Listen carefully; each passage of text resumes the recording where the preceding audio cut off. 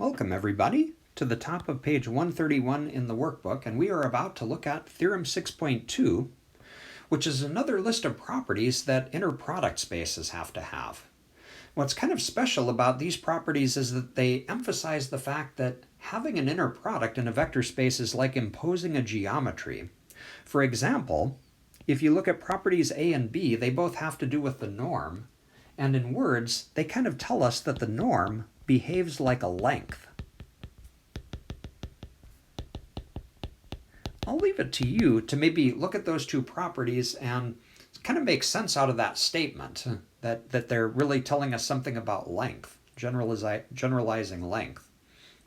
Okay, and then we come to C and D.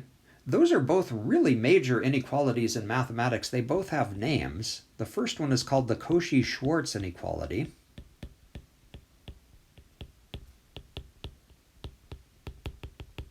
And if you've taken real analysis, you may very well recognize statement D. That's called the triangle inequality. That plays a huge role in real analysis. It's the backbone of that course. And what I'd like to do here is to take the time to prove property C.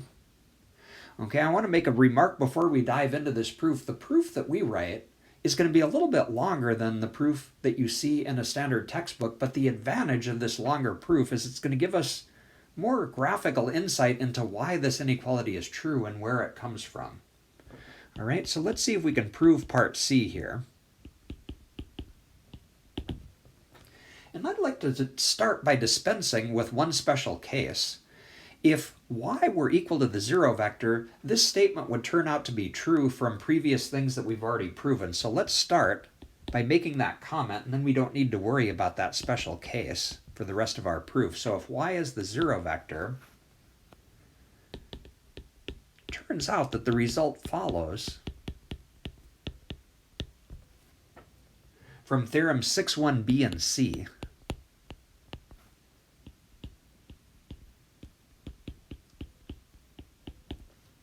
Okay, I'll let you look back at those and kind of convince yourself that that's true.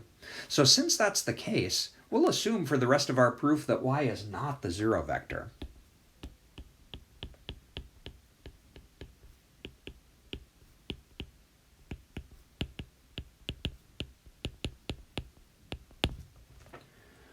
All right, so that being established, here comes the main part of the proof. Okay, so I'm going to write something down here and leave a little space for a picture to the right. So here's the first claim that we're going to make. We claim that there exists a scalar, we'll call it A,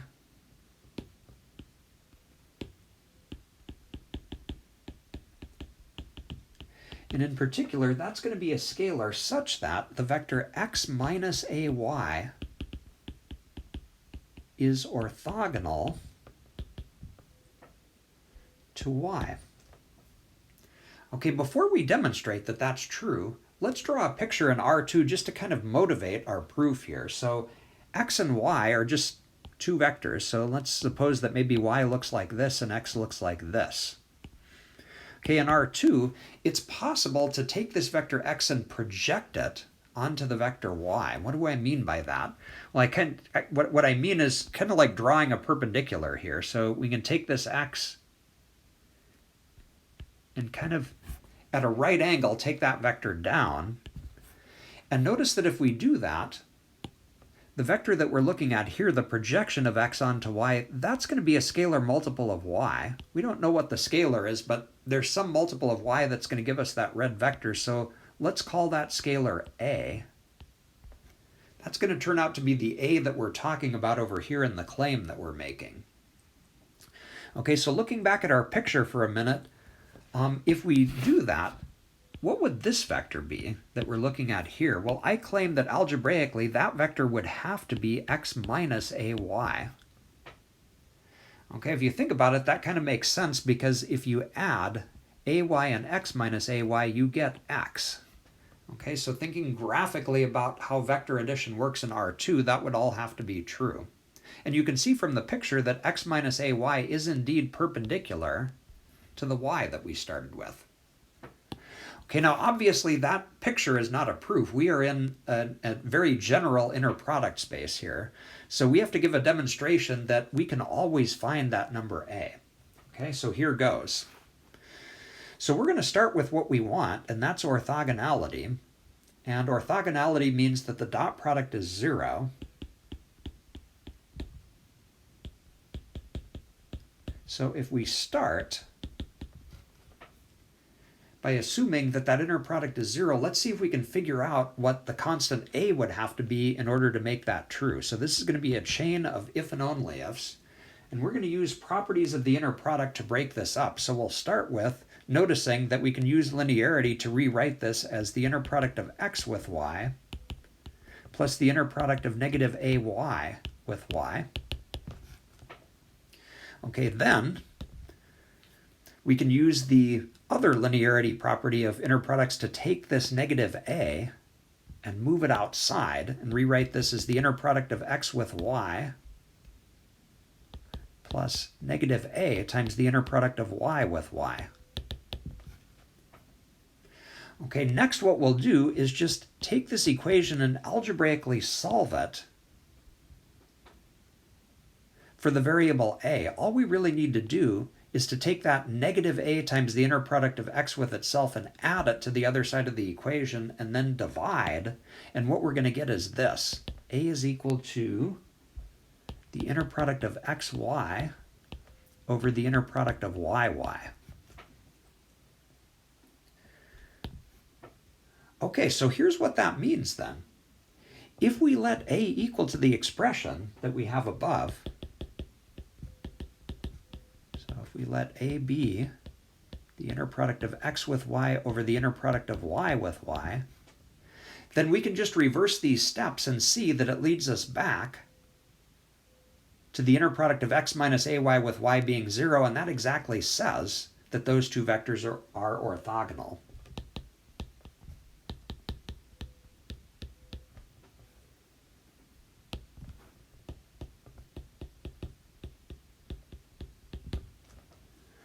Okay, so we have proven that little claim that we made up here in our argument, and we're going to use that now to take us home and give us the Cauchy-Schwarz inequality. Okay, now there's one more key step that we're going to use here. Okay, so I'm just going to write this statement, and then after we write it, we'll pick through it and try to make sense out of the various pieces to it. So by the Pythagorean Theorem,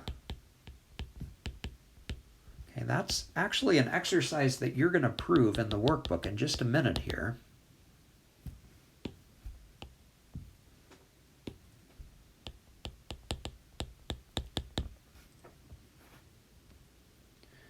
I claim that we have all of the following. The norm of ay squared is less than or equal to the norm of ay squared plus the norm of x minus ay squared, which in turn is equal to the norm of x squared. Okay, where does all of that come from? Okay, well, the first inequality I claim is true just by ordinary properties of real numbers. All we're really saying is that since these two real numbers are equal, if we add another non-negative real number, then the right-hand side of this inequality is at least as big as the left-hand side. So that first inequality here is clear. Where we're using the Pythagorean theorem is actually here. Okay, now you're going to have to prove this statement. That's going to be exercise 5, but we can get a little geometric insight into why that ends up being true by looking back at our picture. Okay, notice where the vectors ay and x minus ay are. Okay, those are the two vectors here and here. They are the sides of a right triangle, these two vectors here and here. And so this is just Pythagorean theorem. It's saying that the sum of the squares of the sides, okay, the sum of the squares of the lengths of the sides has to add up to the square of the hypotenuse. So in terms of our picture, that's clear. You're going to prove in general that it's true in an inner product space over in exercise 5. Okay, let's see now if we can use that equation that we have up here to bring us home and prove the Cauchy-Schwarz inequality. Okay, so first thing we're going to do is to use part A of this theorem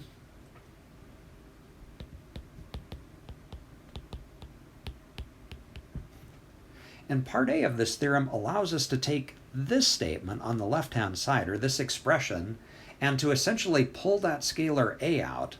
If we pull it out of the norm, it's going to become the modulus of a squared times the length of y squared.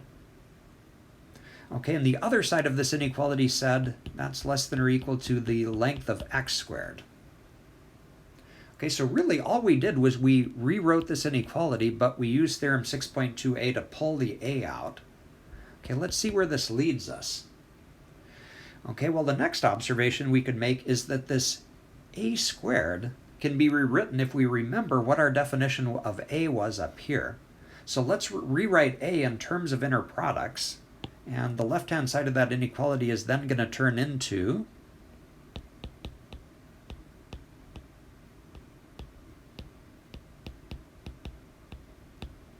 this. That's what a squared looks like, times the norm of y squared, and over on the right we've still got the length of x squared.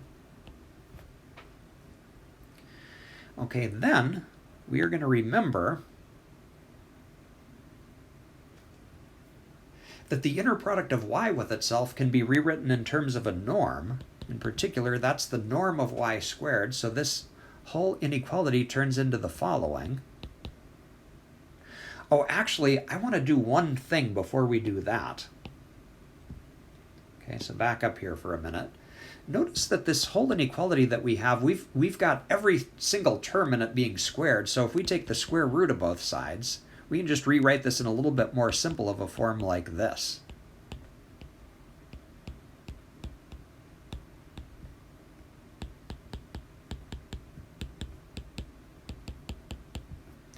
Okay, oh, sorry.